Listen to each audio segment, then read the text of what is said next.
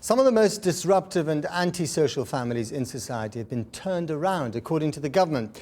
They say that 22,000 people on the Troubled Families programme have now managed to transform their lives. The plan, launched in the wake of the 2011 riots, is now halfway through.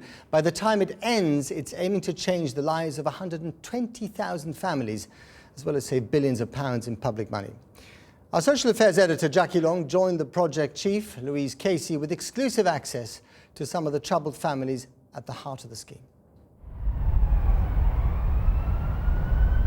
Drug addiction, alcohol abuse, crime, a culture of disruption and irresponsibility that cascades through generations. Their families in trouble and causing trouble, according to the government, and they cost an estimated £9 billion a year. The Troubled Families programme was set up to focus on turning around 120,000 of them. Louise Casey, who heads up the programme, took us to Wandsworth to meet Lou and her caseworker Vinette. As I walked in the house, I was really shocked and horrified at what I saw.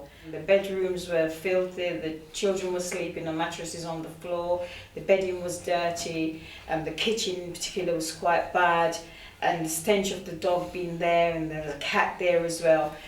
And Lou would tell me, "Oh, Vinette, I've already done cleaning this morning, already 3 times or 5 times this morning." And I just stopped her and I said, "I'm sorry. The house is dirty, it stinks, the children bedding are dirty, there's dog everywhere, you need to change it." So Lou, how did you respond to that level of honesty?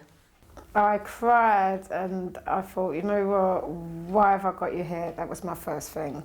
Why did I sign that paper? Lou was no stranger to social services. Her mother had been a victim of domestic violence, as was she.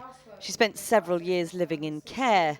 By the time Vinette arrived, her own 3 children were on a child protection register and being threatened with removal. Police was always being called out for antisocial because of the shouting. There's constant shouting in the house when the children were shouting. So the police was used to being called out. The neighbours as well used to call the police out. So we used to have the neighbours calling the police to the family home quite often. When Vinette came in and said, you know what, this is what I see, that's when I thought, you know what, I don't want to be this person, because it wasn't the person I'd imagined myself to be. And when you look at that person now and think about where you are now, what do you think? Basically, that person is a distant memory. To me, that would be like a TV character that basically been discontinued. Across London in Tower Hamlets, they have the largest number of families on the programme in the capital. Louise Casey has come to see how it's going.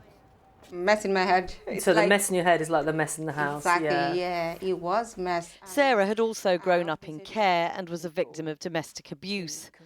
Her young son started a fire. The family were threatened with eviction. All issues tackled by the intervention team. Now I've got time to think about something else rather than just not every morning waking up and thinking, oh God, when is the eviction letter is going to come, or I'm going to get a phone call from the housing officer telling me, or the stupid landlord, or it's going to, all this, it's like, believe me, it was a nightmare.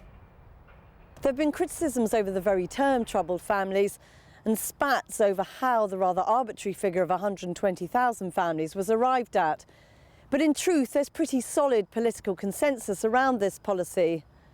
There are concerns, however, from some working on the front line that the government's own cuts to welfare benefits and services may end up creating more troubled families to deal with.